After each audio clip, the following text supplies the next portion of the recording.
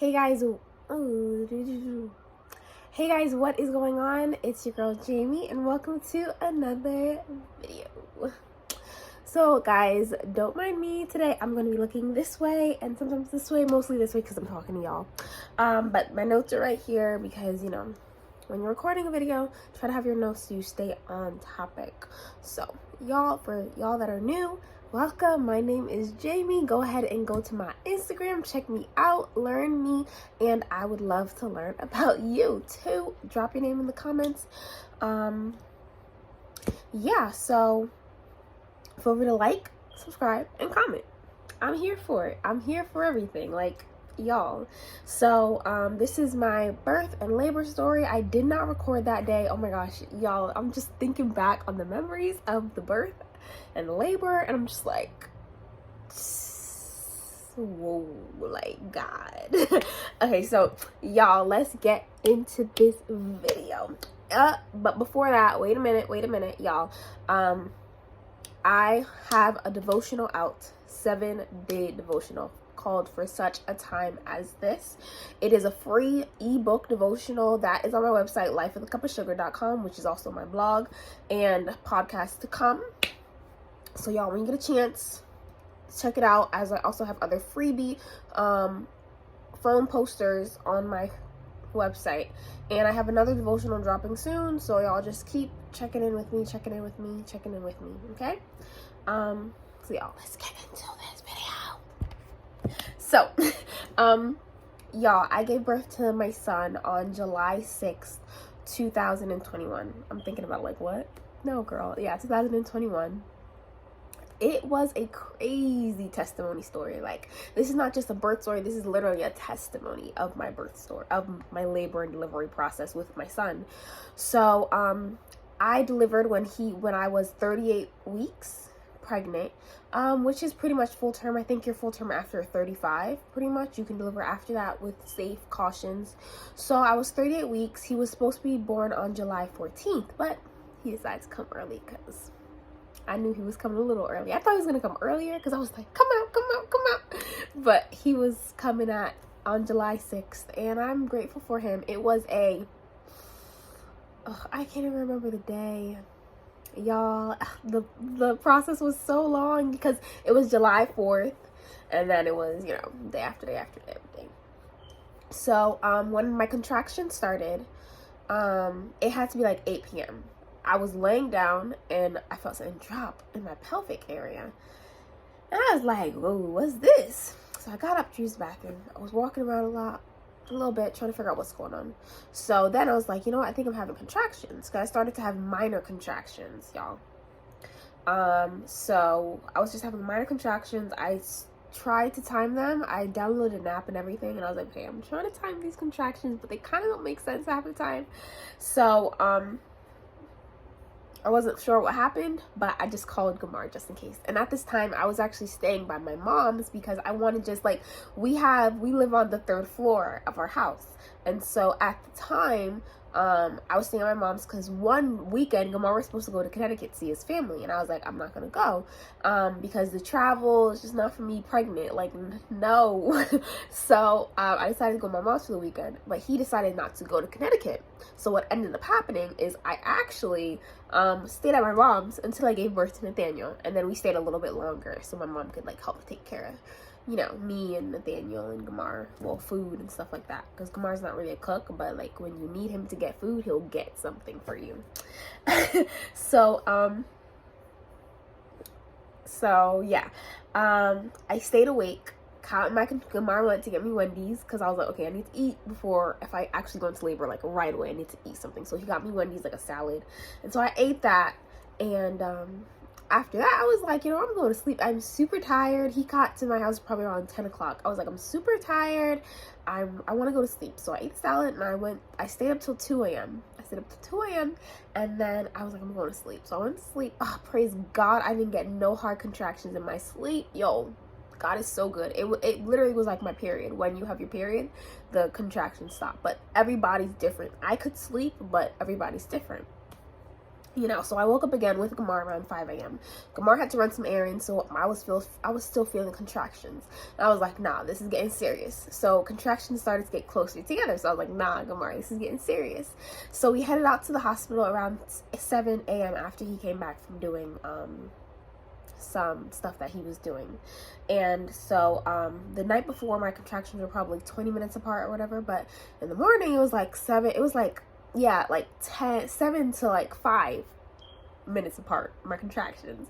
And like, honestly, contractions are hard to explain. Contractions are like, if you're a female and you have a period, you have had your period as this time, it kind of feels like that, but more intense, and like it's like a roller coaster, up and down, up and down, and like the closer you are to your cervix getting bigger for the baby to come out, that's when it's like up, down, up, down, up, up, up, up, up, up, up, up, up. And I was like, guys, we got to the hospital and we checked in, but they couldn't, the doctor was so busy. We went to Holy Name in Teaneck, New Jersey. The doctor was so busy that the doctor did not even get a chance to see me. Like, I was sitting in that bed feeling the contractions. Like, Gamar saw the paper showing the contractions, like up, down, up, down, up, down. And so I'm just thinking about it.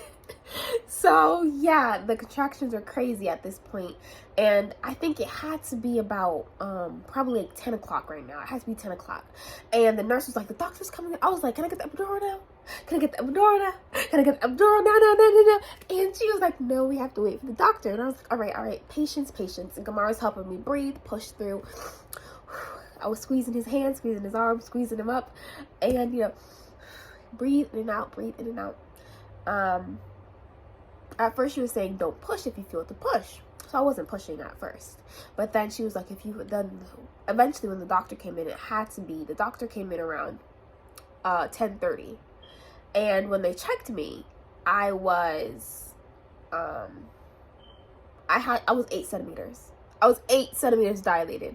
They were like, yeah, this baby coming now. I was like, whoa, but I need that epidural. And they were like, I'm telling you guys, like, because y'all were people, like, they were telling me, no, you're not able to get the epidural because you're in so much pain. If we give you the epidural now, it might, because they have to do a spine tap, because it's pretty much a big needle that goes into your spine. And I was in so much pain. The contractions were already full force that they were like, it could risk, you, your back, your body, the baby in some way, some form.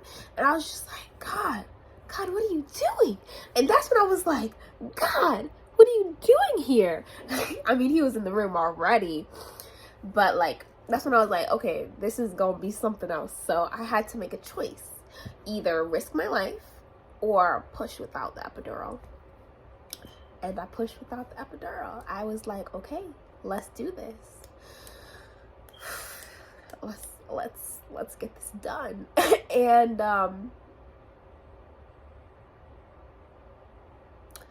I went, put up my legs. The first doctor I had, she wasn't supposed to be my doctor. She was just on duty, like the extra one.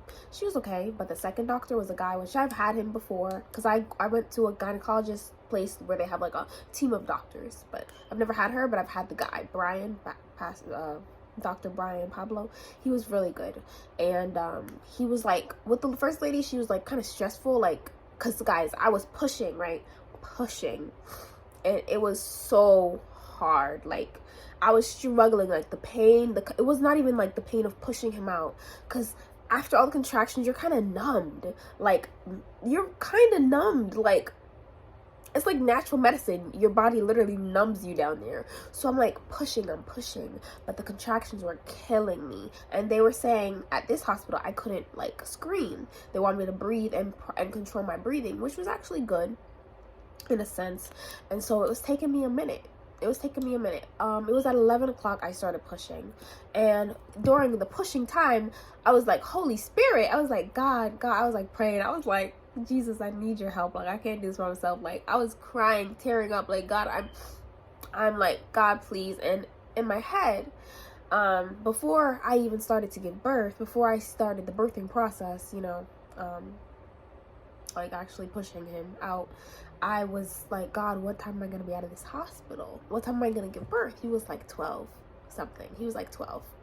And so I was like, okay, I'm going to trust you on 12. I'm going to trust you on the 12. So I was pushing and pushing and pushing. And there was a point in the pushing, it had to be like 11:45, where I was just like, guys, I can't. I was telling the doctors and the nurses, I had a whole team. Like, God provided nurses around me, y'all. Like, I had like 7 nurses in the room, just like, you can do this. I'll hold up your legs for you. Like, you got this. You got this. Like, just breathe and push. And like, every time I would push, like push, right when I'm at the end, right when I'm at the edge, right when I'm close to him, right when they can see the head, I stop pushing and he goes back in, goes up.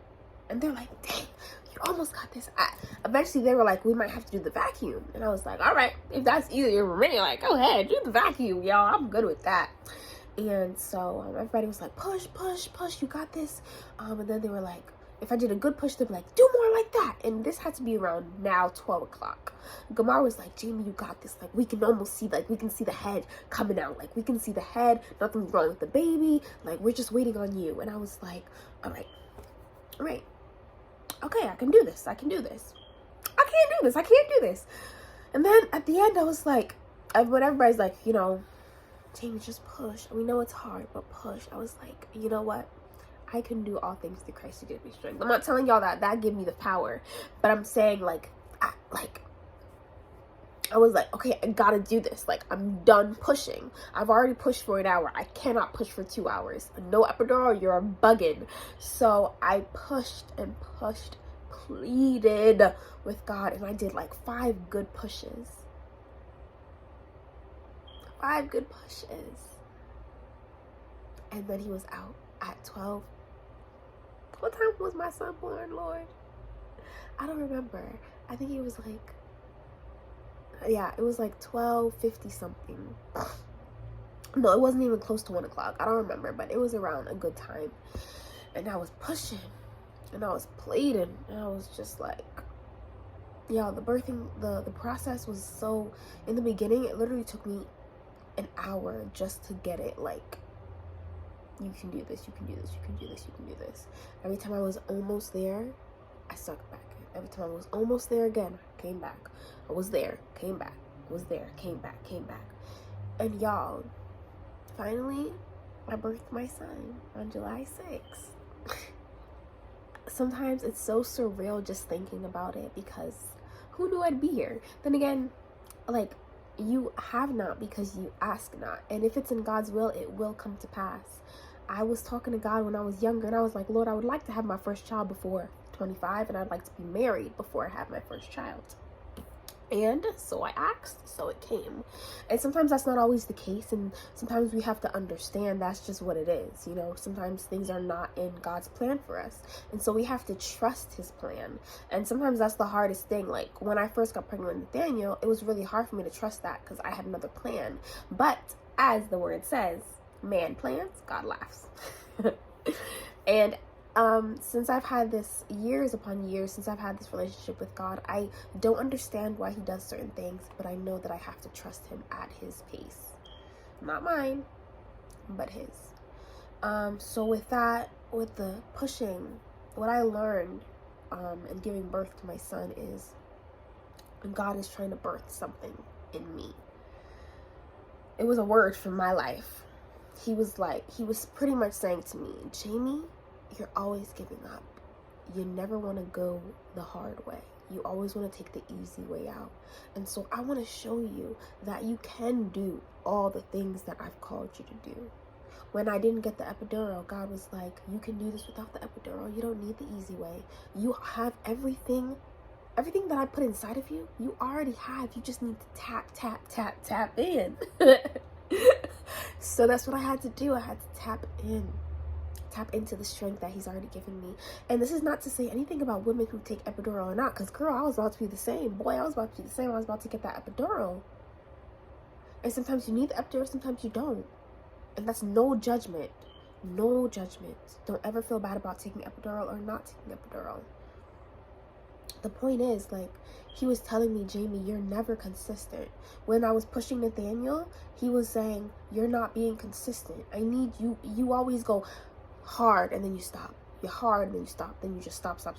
Then you go hard again and then you stop. And at this time when I was giving birth, I couldn't stop. I couldn't stop giving birth to my son because that would harm him.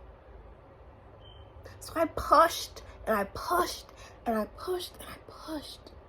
And then he came out and he was healthy, 7 pounds, 2 ounces, little boy. And I praise God for the lesson that he taught me, that I can do all things through Christ who gives me strength, that I have a gift inside of me that he's called me to use, ministry to start, things to do for the kingdom. And it's only when I push will I see it coming, will I see the breakthrough. I learned faith, calling on him when I'm in a time of need and struggle, that I can do all things and fear will not stop me, and ministry. But biggest of all, be consistent. Be consistent, Jamie. And so after I had Nathaniel, I'm working on me.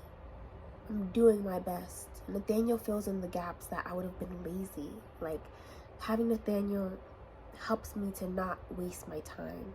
All the gaps that I used to have to be lazy or or watch TV, I don't have those time. I don't have free time anymore. Just like in life, God is saying, my coming is near. You don't have as much time as you think you have. Use your time wisely. Yeah, we should use our time wisely. So guys, that is the story, my birth testimony. It changed my life. Having my son has changed my life. And I didn't understand why I had to get pregnant in that time, but I understand now. If I wasn't pregnant, I'd still be at Home Depot. If I wasn't pregnant, I wouldn't have started the ministry. If I didn't have Nathaniel, I would still walk in fear. I would still walk in struggle. And I still walk in fear, and I still walk in all these things. But it's easier now that I know, looking back, that when I tap into God, and like at my weakest point, and I tap into him, he always comes through. So y'all, hope you guys enjoyed this story. Thanks for listening. Please feel free to like, subscribe, and comment, and share. Yeah, share. And don't forget to ring that notification bell. Y'all, please let me know. Hit me up on Instagram. Tell me what type of videos you're interested in seeing. And also, don't forget to check out my Saturday morning lives at 5 a.m. for prayer and devotional. And devotion. Okay? Well, guys, I love you all. Peace and love, and stay encouraged. Bye.